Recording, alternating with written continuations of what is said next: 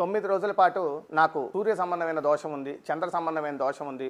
నవగ్రహాలకు సంబంధించినటువంటి ధాన్యాలు మనందరికీ తెలిసిందే. సూర్యుడికైతే గోధుమలు, చంద్రుడికైతే బియ్యం, అట్లానే కుజుడికి కనుక మనకి బాగోలేదు అంటే కందిపప్పు, ఆ తర్వాత బుధుడికి బాలేదు అంటే పెసరపప్పు లేదా పెసలు, బృహస్పతి గురుడికి బాలేదు నాకు ఏదన్నా దానం ఇవ్వాలి అంటే శనగలు లేదా శనగపప్పు, అట్లానే శుక్రుడికి బాలేదు బొబ్బర్లు, శనికి బాలేదు నువ్వులు, రాహుకి బాలేదు మినుములు, కేతువుకి బాలేదు అలచందలు.